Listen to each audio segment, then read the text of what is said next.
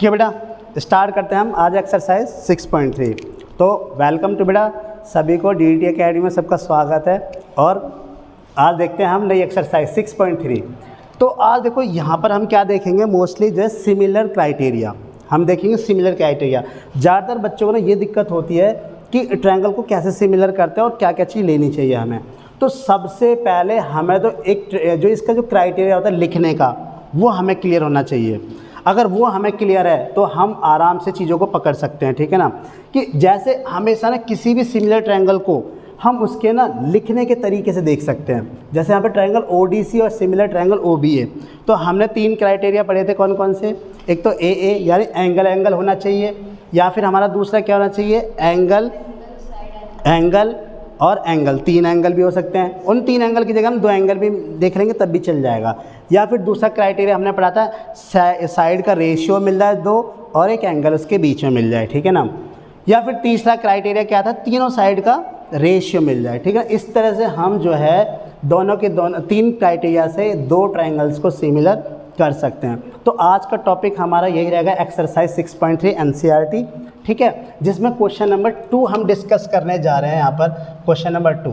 तो आज इसी में थोड़ा सा हम आगे ही बताएंगे कि जब कोई 2 ट्रायंगल्स दे रखे होते हैं उनको सिमिलर कैसे करते हैं, लिखने का तरीका क्या रहेगा। आप जब कभी जब पूछा जाता है आपसे, कोई 2 ट्रायंगल सिमिलर करने को पूछे जाते हैं, आप उन्हीं से आंसर बता सकते हो। ठीक है ना।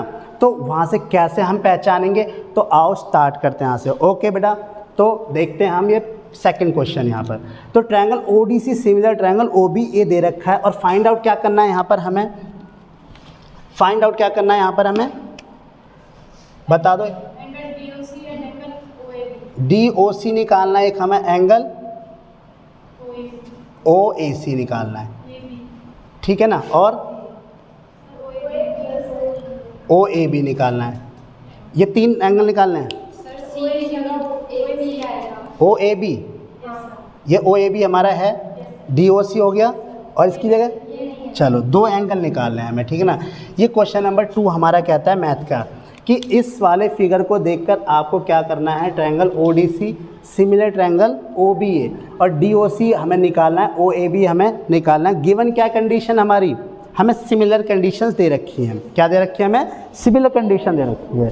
तो अब देखो इस क्वेश्चन को देखेंगे कैसे हम लोग, इस क्वेश्चंस को हम देखते कैसे हैं आगे।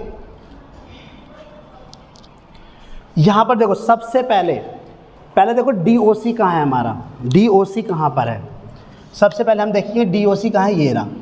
इसको हम हाईलाइट कर लेते हैं थोड़ा सा, DOC को। ठीक है ना, DOC। तो एक थर्ड भी होगा, थर्ड क्या है हमारा, DCO। ठीक है, DCO। ओके, तो हमारे देखो एक तो हो गया DOC, क्या हो गया DOC, और दूसरा क्या हो गया OAB। कहाँ है हमारा OAB, ये वाला OAB। और एक क्या बचा हमारा DOC DCO, यानी DCO हमारा कौन सा, ये C वाला पार्ट। ठीक है, ये दोनों के 3 पार्ट हमें निकालना है इसमें। इसको देखेंगे किस तरह से निकालना है। अब यहाँ पर सबसे बड़ी बात आती है कि हम सिमिलर कंडीशन से निकालना है। यहाँ पे हमें कोई पैरेलल कंडीशन दे नहीं रखी, कुछ नहीं दे रखा। अगर पैरेलल दे रखी होती तो हम direct alternate interior angle corresponding angle से निकाल सकते थे। सबसे पहले देखो एक बात तो क्लियर है, इस जो triangle ODC similar triangle OBA दे रखा है, इसका मतलब क्या, सुनो सारे के सारे, इसका मतलब है एंगल O बराबर एंगल O। अब ये देखेंगे, ये 2 तरीके से हो सकता है। मैंने बताया कि या तो ये कॉमन हो सकता है या फिर ये वर्टिकली अपोजिट एंगल होगा। तो यहाँ हमने देखा O, ये कैसी स्थिति में है, वर्टिकली अपोजिट एंगल, यानी शीर्ष अभिमुख कोण, ना कि ये कॉमन नहीं है। यहाँ पर कैसी स्थिति है, वर्टिकली अपोजिट एंगल की स्थिति है यहाँ पर। अब इसके बाद देखो D बराबर, ठीक है बेटा।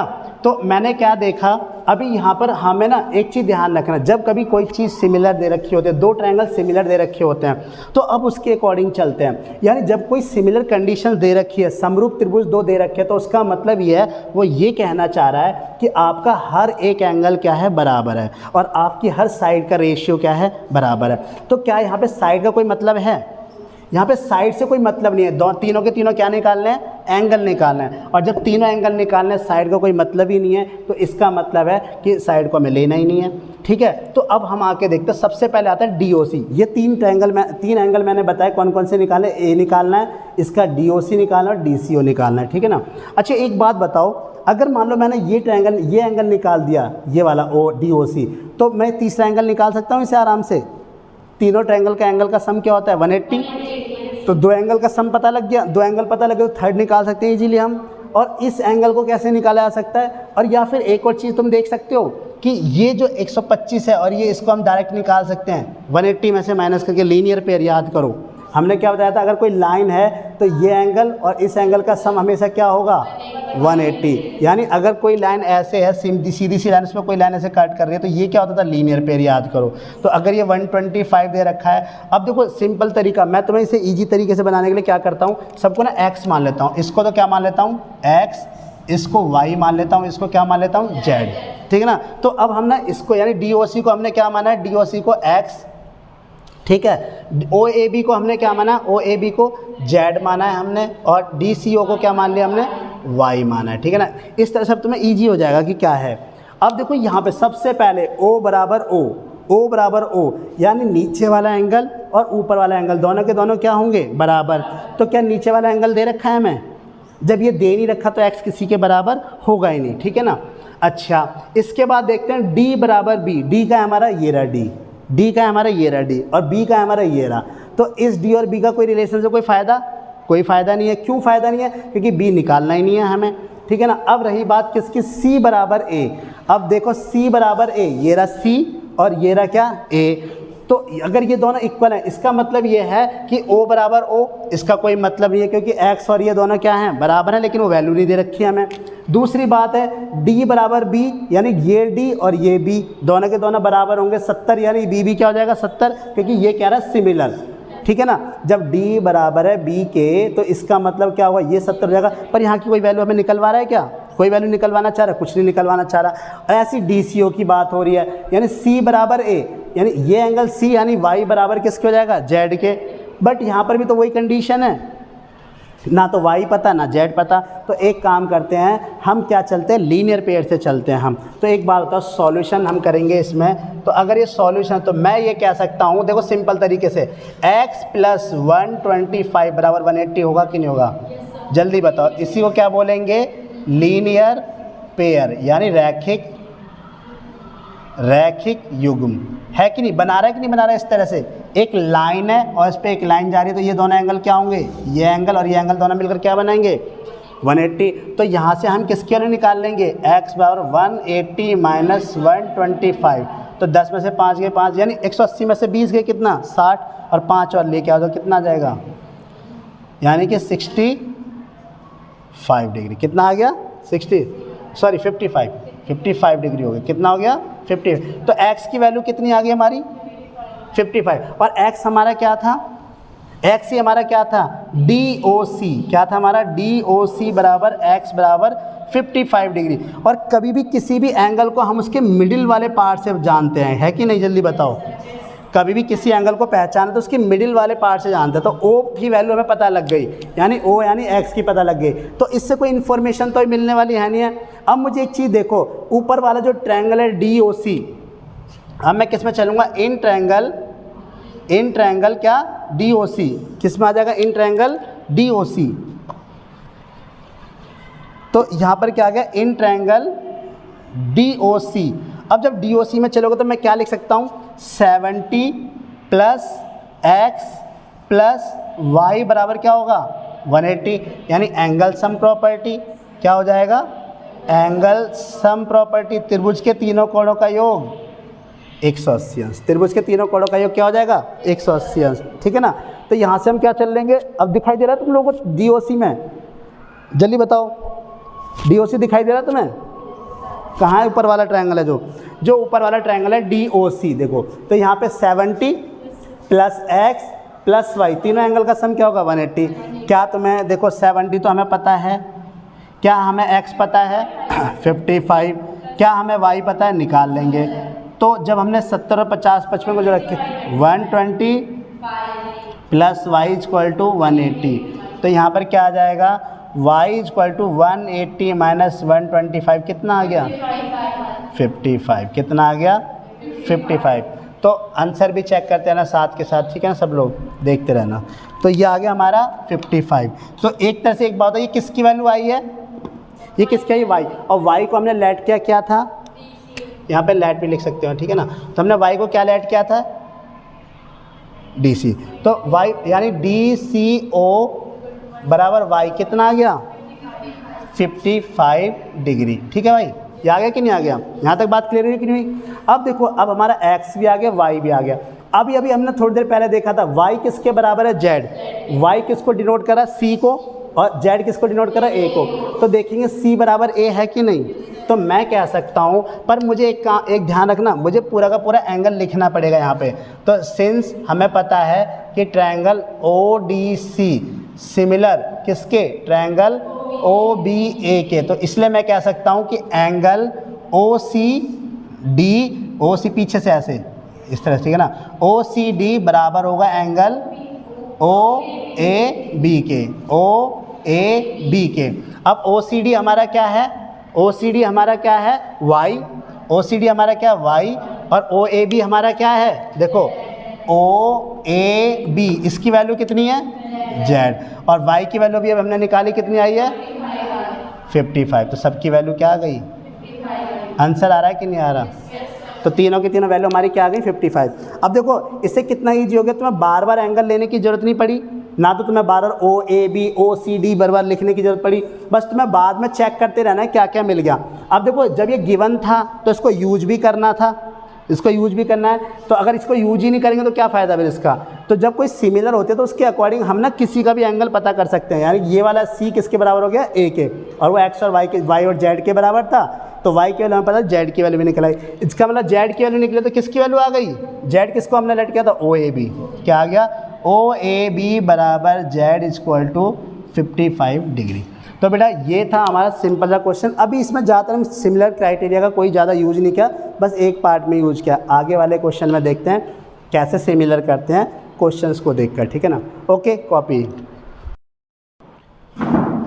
तो बेटा देखो, इसमें क्या है, हमें एक ट्रेपेजियम दे रखा है ए बी सी डी, जिसमें ए बी पैरेलल क्या है? D C. ट्रेपेजियम का मतलब ही क्या होता है? एक पेयर क्या होता है? पैरेलल होता है, और दो अनइक्वल लाइंस होती हैं। इन डायगोनल्स को मिलाया गया, दोनों विकर्ण को मिलाया गया, जो कि काटते हैं कहाँ? ओ पर, ठीक है ना, ओ पर काटते हैं। अब यहाँ पर ये प्रूफ करना, ओ ए अपॉन में ओ सी, ओ बी अपॉन में ओ डी। तो अब ये हमें किससे करना? सिमिलर ट्रायंगल से। क्या करना है? सिमिलर ट्रायंगल को करने के बाद करना है। तो अब एक बात बता दो, मुझे दो ट्रायंगल दिखाई दे रहे हैं, कौन कौन से? एक तो ये ट्रायंगल और एक ये ट्रायंगल, ठीक है ना।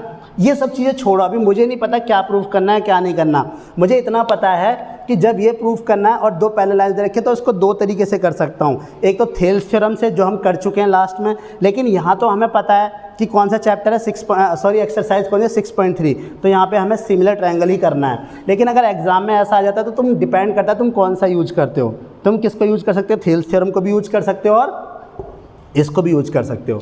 अब देखो, तो अगर मैं मान लो यहाँ से एक ट्रायंगल लेता हूँ, ऊपर वाला मैंने देखो, अब यहाँ पे हम सबसे पहले स्टार्ट करते हैं। तो हम सबसे पहले चलेंगे in triangle A O B. अब देखो, पहली चॉइस हमारी है। पहली चॉइस क्या है? हमारी। हम कोई सा भी ट्रायंगल ले सकते हैं। एक बच्चे ने कहा मुझसे, बड़ा अच्छा क्वेश्चन पूछा, सर आपने ए ओ डी क्यों नहीं लिया? मैंने कहा देखो, ए ओ डी लेने का एक तरीका है। क्यों है ए ओ डी नहीं मैंने क्यों लिया? क्योंकि ना तो इस लाइन और इस लाइन का कोई रिलेशन दे रखा है उन्होंने, ना तो ये पैरेलल हैं और ना ये इक्वल है। इसलिए वो कंडीशन से चलो, मैंने हमेशा कहा है कि हमेशा चलो वहाँ से जहाँ से गिवन हो। कहाँ से? जहाँ से गिवन हो। तो जब मुझे A B parallel D C दे रखा है, तो इस ट्रायंगल का बेस क्या हो गया? ए बी, और इस ट्रायंगल का बेस क्या हो गया? D C. तो मैंने क्या करा, एक ऊपर वाला ट्रायंगल उठा लिया, ट्रायंगल ए ओ बी। ये मेरी चॉइस है, तुम अपनी मर्जी से ले सकते हो। अब तुम कहोगे सर दूसरा कैसे लें? दूसरा कैसे ले ट्रायंगल? अब आ जाओ, दूसरा ट्रायंगल डिपेंड करता है इसकी कंडीशन पे। तो एक बात बताओ, ये जो पैरेलल लाइन है और ये लाइन है, अगर मान लो मैंने तुम्हें एक चीज़ बताई थी, अगर कोई पैरेलल लाइन होती है और अगर उसको ऐसे मिलाया जाए तो ये क्या बना रही है? जेड बना रही है, नहीं बना रही जेड? तो ये जो एंगल होगा, ये एंगल और ये एंगल बराबर होगा कि नहीं होगा? ये कौन सा एंगल होता है? कौन सा एंगल होता है? Alternate interior angle. Alternate interior angle. तो क्या ये मुझे जेड दिखाई नहीं दे रहा? देखो, ये मुझे जेड दिखाई नहीं दे रहा। तो मैं कह सकता हूँ कि एंगल, देखो यहाँ भी मैं इजी करने वाला हूँ इसे, मैं पूरा एंगल ना लिखकर मैं यहाँ पे A1 लिखूँगा। यहाँ पे क्या लिखा मैंने? 1, और इसे क्या लिख दिया? 2, है कि नहीं? यानी इस एंगल को मैंने, और ध्यान रखना जब भी कभी 1 और 2 लेट करोगे तो वहाँ पेपर में 1 और 2 को दिखाना फिगर के अंदर। पता लगा यहाँ तो 1 2 लिख दिया और यहाँ 1 2 है ही नहीं, टीचर कह रहा पता नहीं कहाँ से 1 2 आ गया। तो इसलिए फिगर में इस चीज़ को तुम्हें दिखाना होगा। कहीं पता लगा टीचर ढूंढता रहा कि पेपर में कहाँ लिखा है 1 2 1 2 1 2 ही नज़र नहीं आ रहा उसे, तो फिर वो तुम्हारा 1 2 का 4 कर देगा, ठीक है ना। तो ध्यान रखना 1 और 2। अब एक बात बताओ, जैसे ऐसे जेड बन रहा है तो ऐसे भी तो जेड बन रहा है, और एक एंगल हमें कौन सा मिल गया, वर्टिकल या अपोजिट एंगल। अरे यहाँ तो हमारी चांदी चांदी हो गई, तीनों एंगल मिल गए भाई हमें। यहाँ क्या मिल गए, यहाँ पे ढूंढना चाहते थे हम 2 एंगल, यहाँ तो 3 मिल गए। कैसे, एक तो मुझे अल्टरनेट इंटीरियर एंगल इधर से मिल गया और एक इधर से मिल गया, ये भी तो एक है ना, ये भी तो है। देखो ये 3 और ये 4 और ये 5 और ये 6।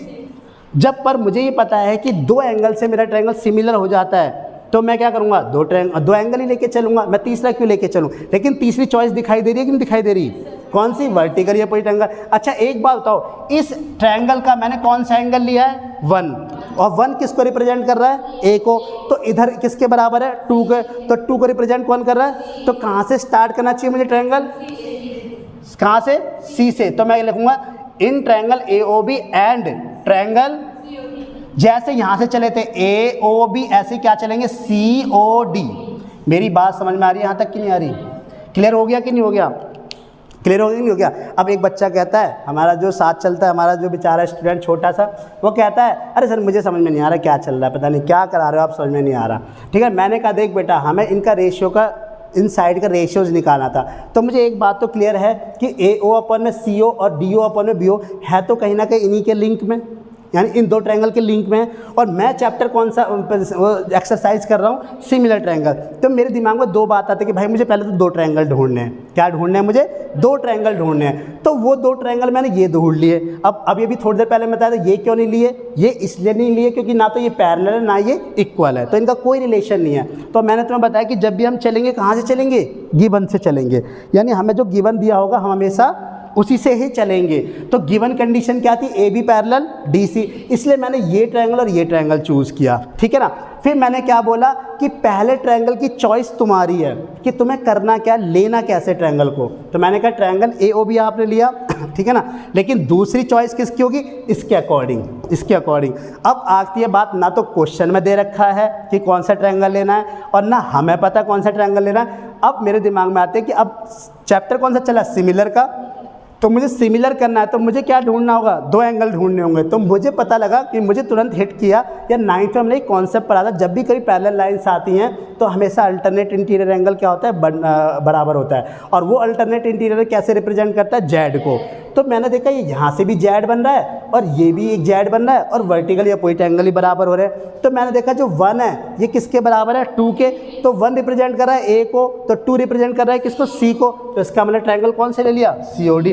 अब सब कुछ तो मैंने पा लिया है, तो देखो डायरेक्ट कैसे लिखेंगे, एंगल। अब ध्यान रखना AOB के अंदर जो एंगल होगा वही यहाँ लिखना, उल्टा सीधा मत कर देना। AOB के अंदर कौन सा एंगल था, एंगल 1 इक्वल टू किसके बराबर हो जाएगा, एंगल 2। इसे क्या बोलेंगे, अल्टरनेट इंटीरियर एंगल, यानी हिंदी में बोले तो अंतः एकांतर कोण। क्या बोलेंगे, एकांतर कोण, अंतः एकांतर कोण, ठीक है, अंतः एकांतर कोण बोलेंगे इसको हम। अब दूसरी बात क्या आ गई हमारी, एंगल 3, एंगल 3 बराबर एंगल 4, ये भी क्या होगा, सेम प्रोसेस। तो अब 2 एंगल तो मुझे मिल गए ना। उस दिन हमने पहली क्लास में क्या डिस्कस किया था कि हमारे 3 क्राइटेरिया होते हैं, तो 2 एंगल या SAS या ट्रिग्नोसाइड का रेशियो मिल जाए, ठीक है ना। अब मैं लिख सकता हूँ triangle AOB similar triangle COD, किससे, bye angle angle, bye angle angle. यहाँ तक मेरी बात क्लियर हुई कि नहीं, जल्दी बताओ, यहाँ तक मेरी बात क्लियर हुई कि नहीं हुई। अब बताओ कोई मुश्किल था इसमें। तो यानी जब भी ट्रेपेजियम आए तो तुम्हें कौन सा पेयर मिलेगा, हमेशा अल्टरनेट इंटीरियर एंगल। जब भी क्या होगा, जब भी पैरेलल की कंडीशन आएगी तुम्हें कौन सा वो मिलेगा, हमेशा चॉइस कौन सी मिलेगी, अल्टरनेट इंटीरियर एंगल की या फिर वर्टिकल या अपोजिट एंगल। अब देखो तुम कहोगे सर यहाँ तक तो कर लिया, अब इसके बाद आप करना क्या चाह रहे हो भाई, क्या दिखाना चाह रहे हो। मैंने कहा मुझे प्रूफ करना था साइड का रेशियो। अब मुझे पता है एंगल एंगल क्राइटेरिया मैंने फॉलो कर दिया, बचा क्या, अब जब एंगल एंगल से दोनों ट्रायंगल सिमिलर हो चुके हैं तो इसकी साइड का रेशियो भी क्या होगा, सेम होगा। इनकी साइड का रेशियो भी तो क्या होगा, सेम होगा। मुझे नहीं पता ये आएगा नहीं आएगा, मैंने बस क्या करा, सबकी साइड का रेशियो लिखना स्टार्ट किया। देखो कैसे, मुझे इतना पता AO लिखकर मैं OA लिख लूँ, कोई दिक्कत है क्या? क्योंकि यहाँ पे OA है, तो मैंने क्या करा, इधर से चलना स्टार्ट किया। मैंने कहा भाई यहाँ से OA पकड़ा, तो यहाँ से क्या पकड़ेंगे, OC, तो क्या गया OA अपॉन में OC। दूसरी बात, यहाँ से OB है तो इसको ऐसे पकड़ लेते हैं, इधर से OB पकड़ा, इधर से क्या पकड़ा, OD। मैंने देखा क्या हुआ यहाँ पे कुछ अभी, अरे मैंने क्या, आंसर तो मुझे मिल गया, तो मुझे तीसरी साइड लिखने की जरूरत ही क्या है, दो साइड का लिख देते हैं ना। जब मुझे आंसर मिल गया, आप चाहे तीसरा भी लिख सकते हो AB अपॉन में CD, लेकिन उससे कोई मतलब नहीं है ना, उसका कोई मतलब है क्या, यहाँ पे कोई मतलब है नहीं, हमें बस निकालना क्या था, इनसे मतलब था, ये हमारा ऑटोमेटिकली आ गया। तो मैंने कहा रही तो आ गया, तो क्या लिखेंगे, रेशियोज ऑफ द, यानी ratio of the sides of similar triangle are equal. Ratios of the sides of a similar triangle are equal. यानी कि, और एक और चीज़, अगर इतनी बड़ी बात नहीं लिखना चाह रहे, छोड़ो, कुछ नहीं लिखना भैया, कुछ नहीं लिखना। आप यहाँ पर बस क्या लिखोगे, CPST, corresponding parts of similar triangle. वहाँ पर हम क्या करते थे, CPCT, corresponding parts of congruent triangle, सर्वांगसम त्रिभुजों के संगत भाग, और यहाँ पर क्या बोलेंगे, समरूप त्रिभुजों की संगत भुजाएं। ठीक है, बात समझ आई कि नहीं? तो इसीलिए आप देखो कितना इजीली हमारा क्या निकला ये। एक बात, मैंने इस पर फोकस किया क्या, कुछ फोकस ही नहीं किया, बस मैंने गिवन कंडीशन को देखा, उसके हिसाब से मुझे पता था दो ट्रायंगल ढूंढने हैं, दो ट्रायंगल ढूंढे, फिर उसके बाद मुझे पता था कि दो एंगल की बात करनी है, दो एंगल मिले, दो एंगल की बात हो गई तो हमने क्या देखा, दो ट्रायंगल सिमिलर हो गए, और जब दो ट्रायंगल सिमिलर हो गए तो उनकी साइड का रेशियो क्या हो जाएगा, इक्वल हो जाएगा। और दो साइड का रेशियो जैसे ही मैं इक्वल करने गया, मुझे पहले ही दो साइड के रेशियो में क्या मिल गया, मुझे मेरा आंसर मिल गया। ठीक है बेटा, क्लियर हुआ कि नहीं हुआ? तो इस तरह से हम बहुत इजी तरीके से इन क्वेश्चंस को सॉल्व कर सकते हैं। ओके, कॉपी करो इसे जरा। देखो बेटा, इस क्वेश्चन में देखते हैं हम लोग क्या दे रखा है, एंगल 1। अब देखो ये क्वेश्चन वो है, इसमें और ज़्यादा मजा आने वाला है। अब यहाँ पे ना हमें बता दिया, ना हमें ट्रायंगल ढूंढना, ना हमें कोई दिक्कत आने वाली है, कौन कौन से ट्रायंगल लेके चलें, ना हमें सीक्वेंस की दिक्कत आने वाली है। ठीक है ना? अब यहाँ पर दिक्कत आएगी तो बस क्या आएगी, तुम्हें बस केवल मैच करना है गिवन और जो हमारे ट्रायंगल्स दे रखे हैं उनमें क्या क्या सिमिलरिटी है, कुछ मिल रहा है कि नहीं। यानी हमें क्या पूछना है, ये दो परिवार दे दिए हमें, और बस गिवन से हमें पूछना है क्या इस परिवार के फैमिली मेम्बर्स हैं ये, यानी क्या इस परिवार के मेंबर्स हैं। तो गिवन कहता जाएगा हाँ हैं, हम लगाते जाएंगे, और अगर नहीं है तो उसको फिर बनाएंगे, अडॉप्ट करेंगे। ठीक है ना, या फिर क्या करेंगे, अडॉप्ट करेंगे या किसी न किसी तरीके से उसे अपनाएंगे। ठीक है ना? अब देखो कैसे अपनाएंगे। यहाँ देखो, सबसे पहली बात, एंगल 1 और 2। एंगल 1 किसको रिप्रेजेंट कर रहा है, एंगल 1 किसको रिप्रेजेंट कर रहा है, क्यू को। तो क्यू ये रहा, है कि नहीं, और यहाँ भी क्यू है। अब पहले दो ट्रायंगल ढूंढो, कहाँ है ये, PQS, ये रहा, क्यू अभी तक आ रहा है दोनों में। दूसरा क्या है, TQR। अरे वाह, क्यू दोनों में कॉमन है कि नहीं, जल्दी बताओ। तो यानी क्यू दोनों में कॉमन हो गया, तो एक एंगल मुझे मिल गया, और एक एंगल मिल गया वो ये इस एंगल से कोई मतलब है क्या, नहीं, इस एंगल से कोई मतलब नहीं है, ये एंगल अलग है। हमें तो कौन सा मिला है, कॉमन मिला है। मैंने तुम्हें क्या बताया था, सबसे पहले ट्रायंगल को देखना है, उसमें क्या पता करना है, कॉमन है कि नहीं।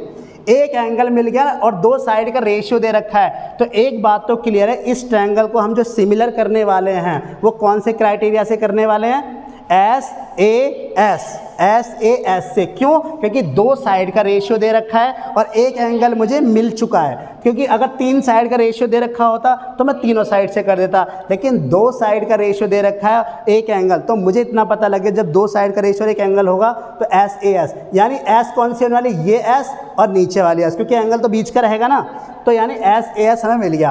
अच्छा, अब ये जो हमें रेशियो दे रखा है इसको भी तो चेक करें कि इस फैमिली से मैच कर रहा है कि नहीं कर रहा है, या कोई भगोड़ा निकल आया इसमें। ठीक है ना, कोई इंट्रूडर निकल आया।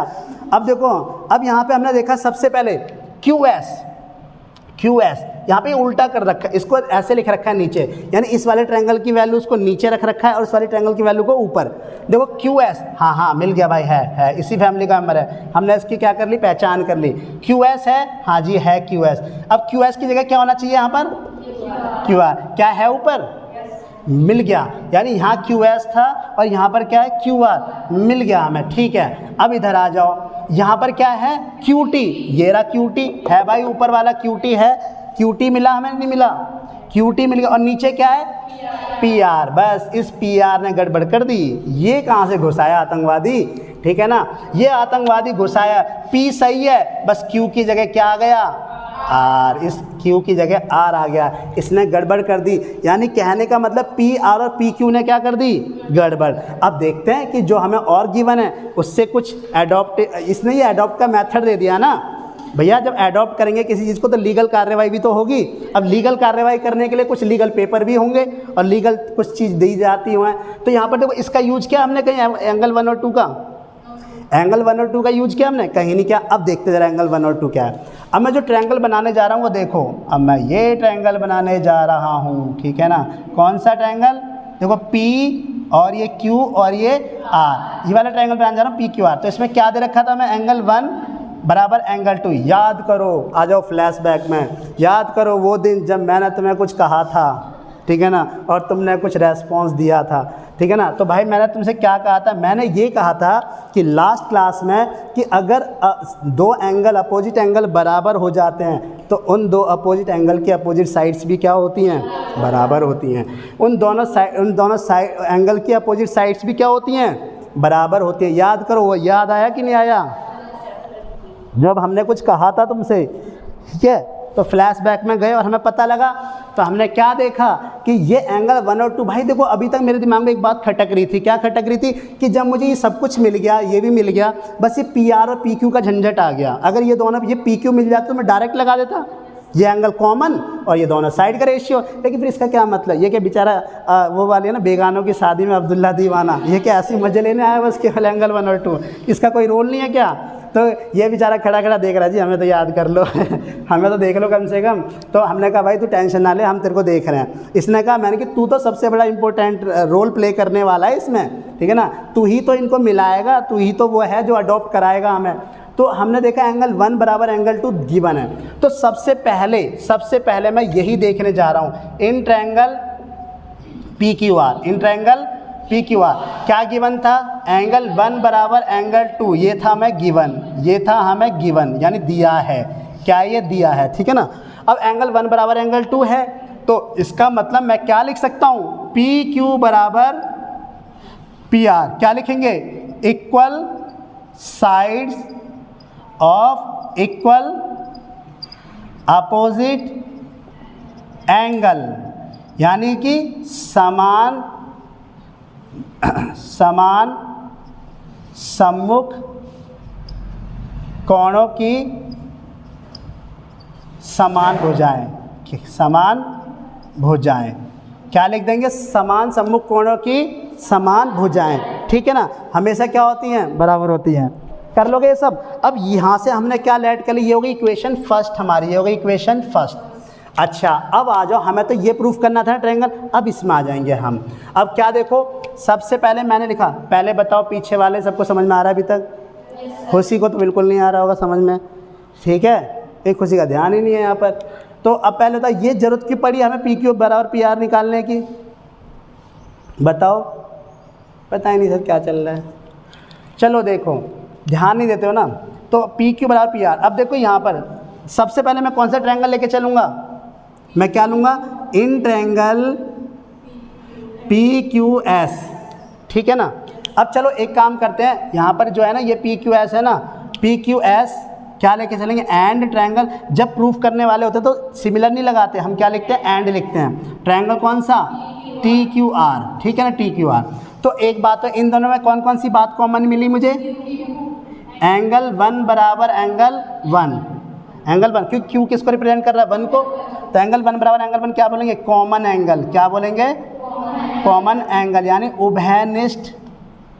उभयनिष्ठ भुजा। ये मैं तुम्हें पहले ही बता चुका हूँ कि इसके लिए Q बराबर Q हो गया ना, तो एंगल 1, यानी 1 किसको रिप्रेजेंट कर रहा है, Q को, तो Q बराबर Q यानी 1 बराबर 1, तो एंगल मिल गया। अब ये साइड थी हमें। अब देखो यहाँ पर क्या था कि मुझे लिखना था यहाँ से क्या, QR ऊपर है, तो QR यहाँ पर है, तो हम क्या करेंगे, पहले QS को लिख लूँ, कोई दिक्कत। अगर मैं यहाँ से क्या लिख लेता हूँ, QS, और यहाँ पे क्या लिख दूँ QR। बस मैंने क्या कर दिया, इसका उल्टा कर दिया। तो जब ये उल्टा करा तो ये भी क्या हो जाएगा, उल्टा। अब देखो यहाँ पर क्या आना चाहिए था, यहाँ पे आना चाहिए था क्या, PQ आना चाहिए था, लेकिन है क्या यहाँ पर PR। अब लेकिन इस PR से और PQ दोनों क्या है, PQ बराबर, हमने प्रूफ कर दिया ये, इसी को तो लेके आए इसलिए हम, ठीक है ना। PR की जगह हम क्या रख सकते हैं, PQ। तो मैं लिखूंगा इस PQ, PR की जगह क्या रखेंगे, PQ। इस PR की जगह मैंने क्या रख दिया, PQ। क्यों, क्योंकि देखो इसमें PR तो है नहीं ना, क्या है हमारा PQ। ये PQ लिखना जरूरी था, लेकिन दे क्या रखा था यहाँ पर, PR। और नीचे क्या आएगा, QT, नीचे क्या आएगा, QT। देखो मैंने इसको उल्टा लिख दिया, अगर चाहे तो तुम ऐसे भी कर सकते हो ऐसे, यानी कि मैं लिखना चाहूँ तो QS अपॉन में QR is equal to PR upon में QT। ये मैंने ऐसा क्यों किया, क्योंकि पहले कौन सा ट्रायंगल है, PQS, तो यानी कि जो QS है वो ऊपर होना चाहिए था ना, कि होना चाहिए। तो आप कंफ्यूज मत होना, मैंने इसको सीधा करके लिख दिया है, तो यहीं से मैंने उठा के यहाँ रख दिया। बस क्या होना चाहिए था, ये PR जो दे रखा है, ये PR कहीं भी इस ट्रायंगल में नज़र आ रहा है क्या, या इस ट्रायंगल में नज़र आ रहा है क्या। तो इस PR को रिप्लेस करने की ज़रूरत थी, और PR को किससे रिप्लेस करना था। अब यही कैसे पता लगा PQ से रिप्लेस करना था, क्योंकि यहाँ पर क्या है, QT बोल दिया ना। और जब QT बोला तो जब शुरू का QT बोला तो यहाँ का शुरू का PQ लेना पड़ेगा, शुरू का क्या लेना पड़ेगा, PQ, क्योंकि QT ने बोला है हमें। QT ने कहा अगर हम पहले लिए जा रहे हो तुम भी अपना पहला लो, ठीक है। तो PR की जगह हम क्या रख देंगे, PQ। अब मैंने PQ रख दिया, और नीचे क्या है हमारा, नीचे क्या है, QT। बाकी सब लोग मैच कर रहे हैं कि नहीं कर रहे, देखो QS है, QR है, PQ नहीं था, हम ले आए PR की जगह, QT है, तो ये क्या हो गया, गिवन। ये हम क्या लिख देंगे, फ्रॉम इक्वेशन फर्स्ट रिप्लेस किया, यानी PQ बराबर PR, ये ठीक है ना। तो इसका मतलब ट्रायंगल, इसका मतलब हम क्या लिख सकते हैं यहाँ पे, हम triangle PQS similar triangle TQR किससे, SAS। बताओ कोई दिक्कत हो तो, हो गया प्रूव्ड, ही क्या हो गया, प्रूव्ड। क्लियर है कि नहीं है। तो बेटा इस तरह से हम पहचान सकते हैं, यहाँ पे हम इस तरह से क्वेश्चंस को हम सॉल्व कर सकते हैं। अगर किसी को कुछ दिक्कत है तो पूछो मेरे से यहाँ से।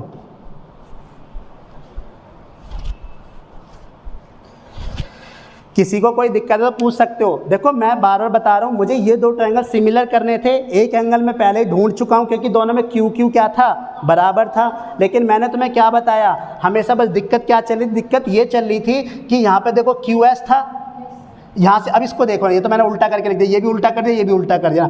यहाँ देखो QS था, यहाँ पे QR है, हाँ QS की जगह QR है, दोनों सेम फॉलो कर रहे हैं सीक्वेंस को। फिर मैंने देखा यहाँ PR है, यार PR तो मुझे नज़र नहीं आ रहा है यहाँ पर कहीं। फिर मैंने देखा QT, अब मुझे पता कैसे लगा PR, ये शुरू वाला PR होगा, एक तो P से स्टार्ट है, ऊपर से क्या है, यहाँ पर एक QT आ गया, यहाँ पर क्या आ गया, QT। इस QT ने मुझे इंडिकेशन दे दी कि आप घबराओ मत, हमारे इसी जगह आना है PR, QT की जगह, ठीक है ना। ये जो QT है ना, यानी शुरू के QT हैं उसी की जगह क्या होगा, PR होगा। अब देखो PR की जगह मुझे क्या रखना था, PQ। मेरे लिए चैलेंज था कि PR को कैसे रिप्लेस किया जाए PQ से। तो मैंने तुरंत देखा, ये बैठा बेचारा, ये अब्दुल्ला दीवाना जो बैठा हुआ है, ये क्या करेगा, ये भी तो कुछ करेगा। इसने कहा भैया मुझे भी याद कर लो, मैं भी हूँ। तो मैंने कहा चल तुझे भी देखते तेरा क्या रोल है। देखा तो मैंने, अरे वाह तेरा तो बहुत बड़ा रोल है, एंगल 1 बराबर एंगल 2 हो गया।